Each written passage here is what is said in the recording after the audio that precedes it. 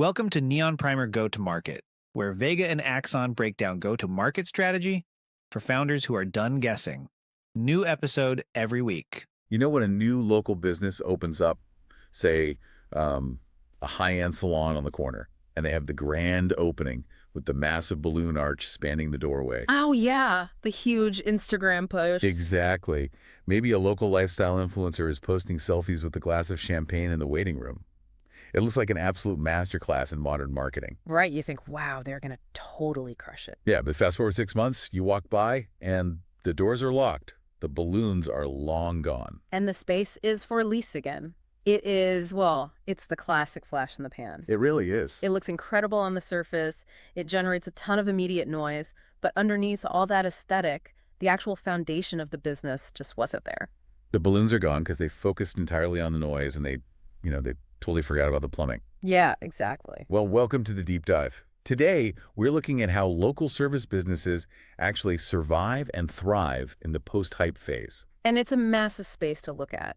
Oh, it's huge. We're examining a market that has experienced an absolutely massive rebound. So, consumer spending on personal care in the U.S. was at $254.8 billion in 2020. Right. By 2024, that rocketed to a staggering $412.7 billion. Right. We are talking about an absolute gold rush. It really is. Okay, let's unpack this, because the core reality of this industry completely flips the script on what most people think of as traditional marketing. It does. Winning a piece of this $400 billion pie is not about broad brand awareness. Right. It's not about expensive influencer mega campaigns or like viral TikTok dances. It is about building a ruthless, almost invisible local retention machine. That is the essential truth of this space. Yeah, before we even get into the mechanics of how a salon captures a new client, we really have to understand the battlefield they're operating on. Right. What's fascinating here is that this personal care market is simultaneously colossal and shockingly fragmented. Let's contextualize that size a bit. When you say colossal, what does the ceiling actually look like over the next few years? Well, we are looking at a market projected to hit $95.3 billion by 2026 for U.S. hair, nail, and skincare services alone. Wow. Yeah, and that's growing at a steady 2.8% compound annual growth rate. So it's not slowing down. Not at all. And if we narrow that focus just to employer beauty sharks, excluding the independent sole proprietors, they generated $27 billion in 2022. Okay. But here is the most important number. That $27 billion was spread across roughly 84,000 individual establishments. Wait, 84,000 separate establishments? Yeah. That means this massive pile of money isn't sitting in a few corporate bank accounts in New York or Los Angeles. It is spread across tens of thousands of local main streets and strip malls. Exactly. It is completely decentralized. Now, there are giants in this space. They hold real weight in certain niches. Like who? You have a brand like Great Clips with over 4,400 salons. They see 1.7 million customers every single week. Wow, every week. Yeah. Regis, which owns Supercuts, handles 33 million visits a year. That's a lot of haircuts. It is. And in the specialty spaces, you have companies like Dry Bar with over 185 locations worldwide, or Minilux, which has delivered over 3 million services across its 20-plus locations. So corporate scale definitely does exist. It does, but despite these major chains, national brand power, especially in highly personal services like nail care or hair color, is actually incredibly weak compared to local reputation. I look at those numbers and I can't help but compare the salon market to the restaurant industry. Oh, that's a good comparison. Right. McDonald's is everywhere. And sometimes you just need fast food. It's predictable, it's quick. Sure.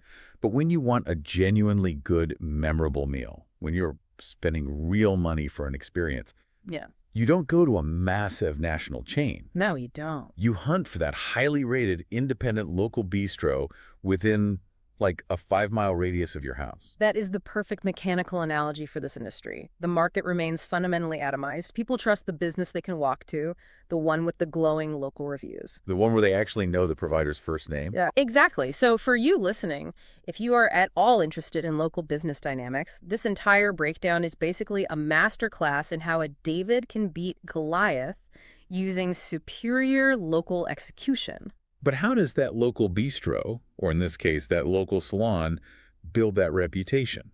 Well, consumer behavior indicates something completely counterintuitive here. Which is? The secret to getting new customers is entirely dependent on keeping the ones you already have. I'm going to push back on that logically, though. Okay, go ahead. If you are a brand new business and you open your doors tomorrow, shouldn't your entire focus be on getting foot traffic? I mean, why obsess over a second visit before you even have a first visit? It sounds incredibly logical to focus on the top of the funnel, getting people in the door, but the financial realities of the industry tell a very different story. Okay, lay out the numbers. Let's look at the Boulevard benchmarks. Top-performing salons convert about 70% of their first-time visits into a second appointment. Oh, wow, 70%. Yeah, and then 57% of those into a third visit. Okay, so the elite tier keeps about 7 out of 10 walk-ins. What happens at an average place?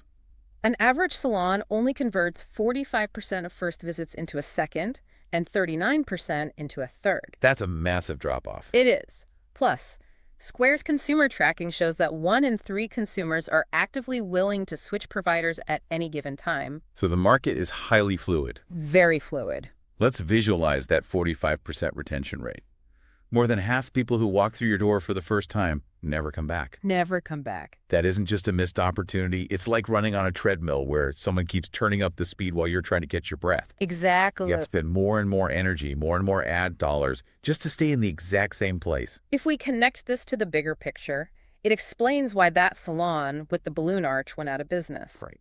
A local business can only afford to run paid marketing if their retention engine works. Think about the unit economics. Okay, walk me through it. Let's say you spend $50 on Google Ads to acquire a new customer. They come in, they get a basic $60 service, and they never come back. You're definitely in the red there. Exactly. After you pay your staff, cover your rent, account for supplies, you lost money on that person. But if they stay... Right. If that same $50 acquisition turns into a client who visits every 6 weeks for 3 years, your return on investment is massive. So the difference between a wildly profitable launch and bankruptcy isn't your ad click-through rate. It is your rebooking rate. That makes the math undeniable. You literally cannot afford to market yourself if you are bleeding customers. So what are those top performers actually doing to plug the holes and get that 70% retention? It fundamentally comes down to removing friction and mastering communication. Give me an example. For example, Boulevard notes that 41% of clients expect some form of same-day follow-up after their appointment. Really? Same day? Yeah. And importantly, 44% prefer that follow-up to be via text message. That makes sense. Nobody checks their email for that stuff. Exactly. They don't want an email sitting unread in their promotions tab. They want a quick, personal SMS.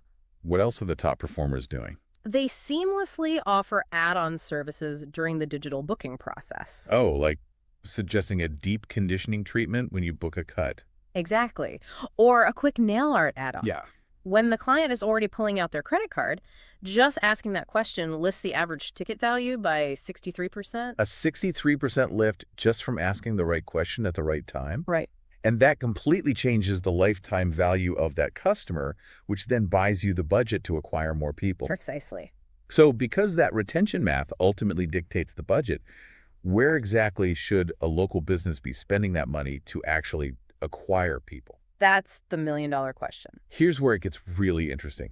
You don't just throw money at local billboards. The source dictates a very strict 3-layer hierarchy of intent. You build a specific digital stack and you do not skip steps. Layer 1 is exclusively about capturing explicit intent. So what does explicit intent look like in the wild? It is entirely built on your Google business profile and local search ads. Why Google specifically? Because when someone pulls out their phone and searches gel manicure near me, they are not browsing for entertainment. Right, they aren't just scrolling. No, they have a problem to solve and they want to buy right now. What do the benchmarks look like for that? The industry benchmarks show that the cost per click here is relatively high, about $4.62, but it converts at around 10.35%. Okay. That gives you a customer acquisition cost of roughly $45 to $85. And given that 83% of clients use local listings to find these services, winning layer 1 is absolutely non-negotiable. I look at Google search as a digital emergency room. Oh, I like that. The intent is sky high, the need is immediate.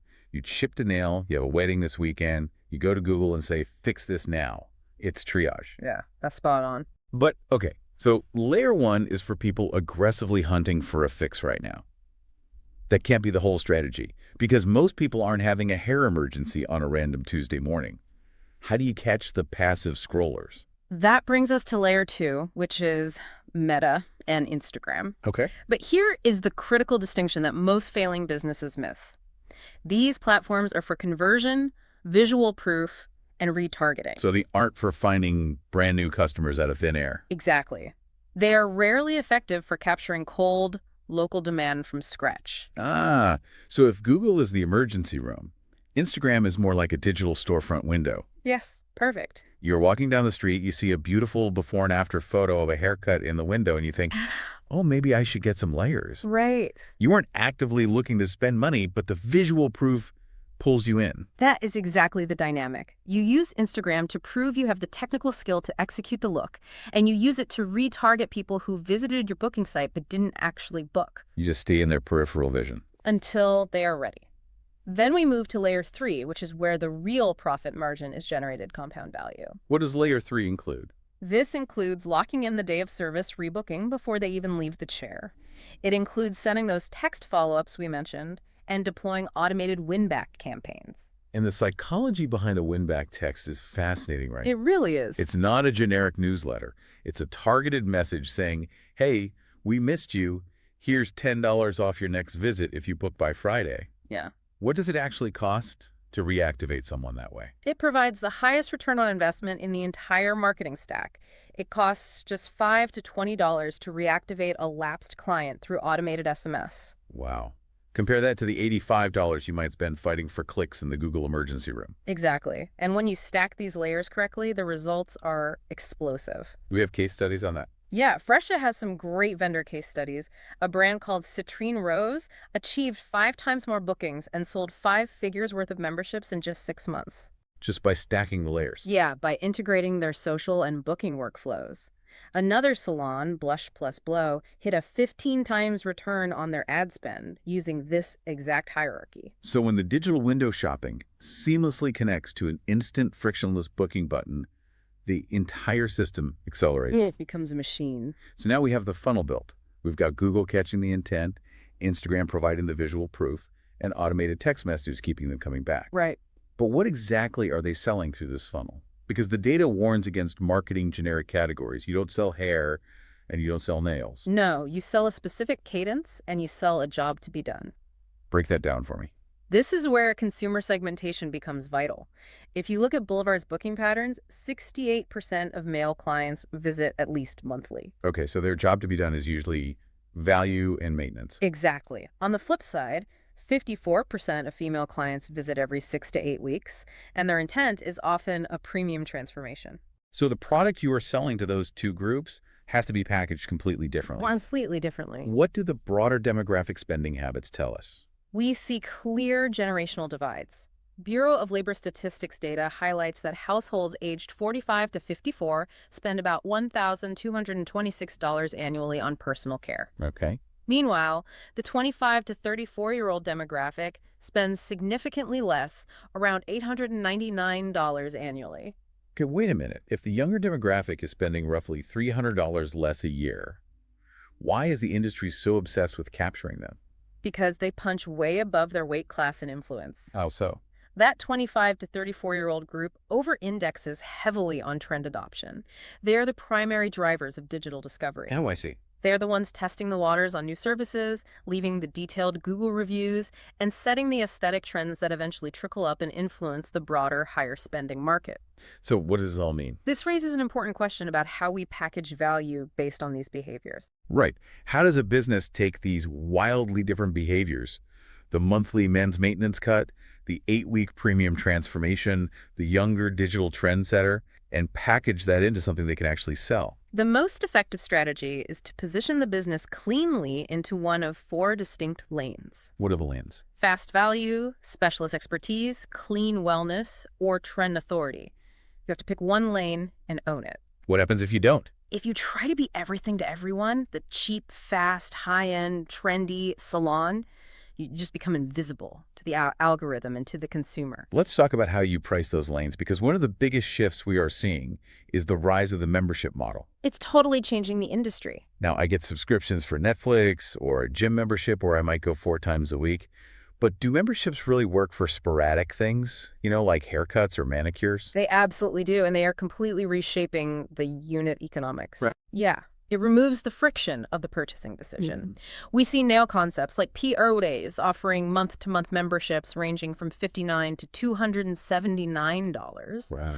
Drybar built a massive business on their Barfly Blowout membership.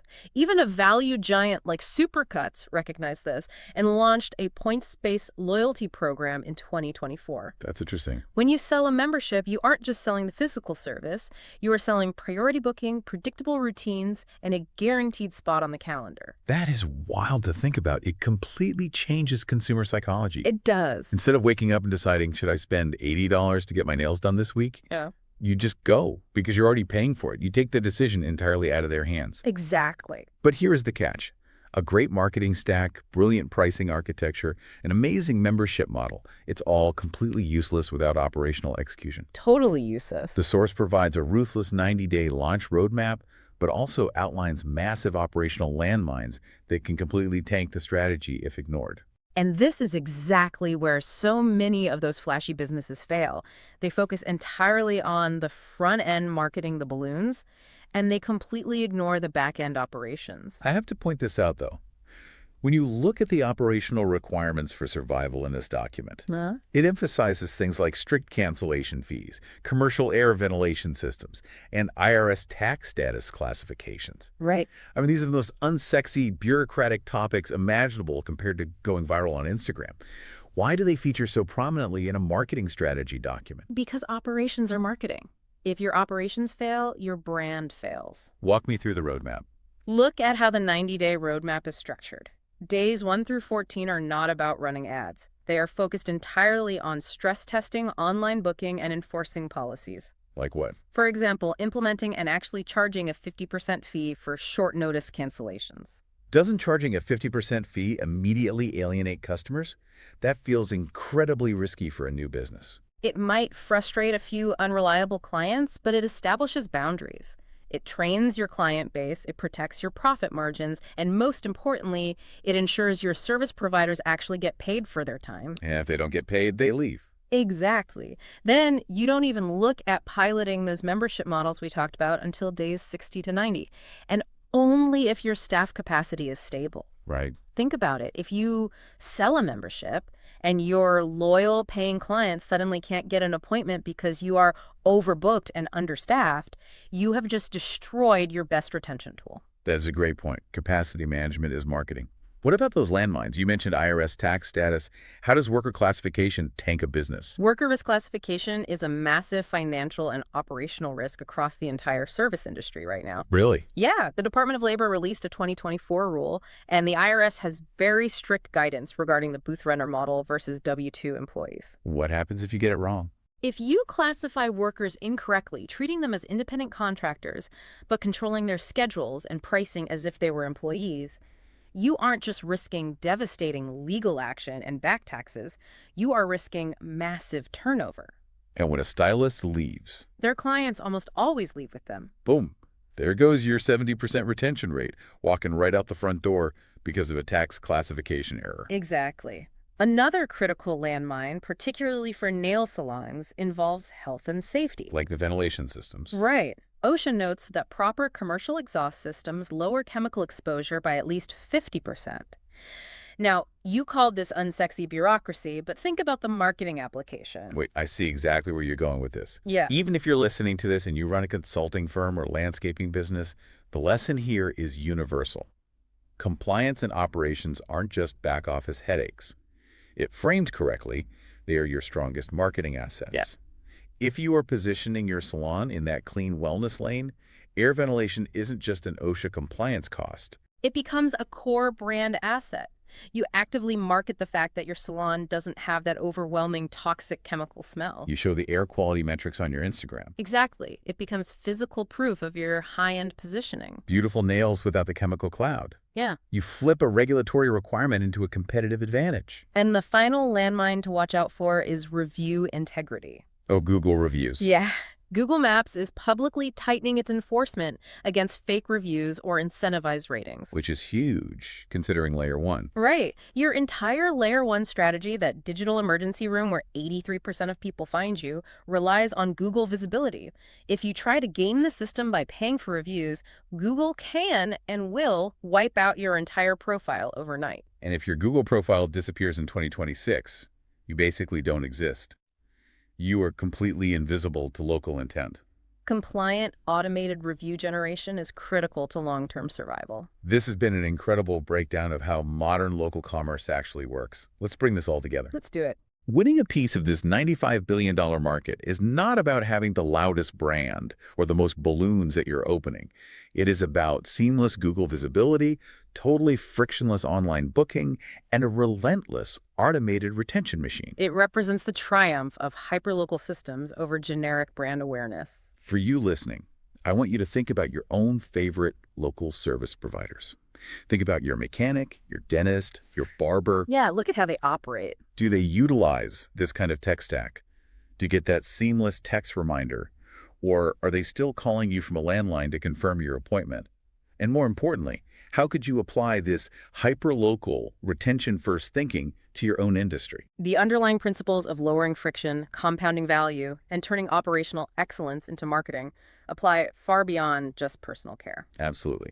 And I want to leave you with a final thought to mull over, building on the demographic shifts we discussed. Okay. We noted that younger clients, the 25 to 34 demographic, currently spend less annually, but they place an unusually high weight on digital presence and text communication.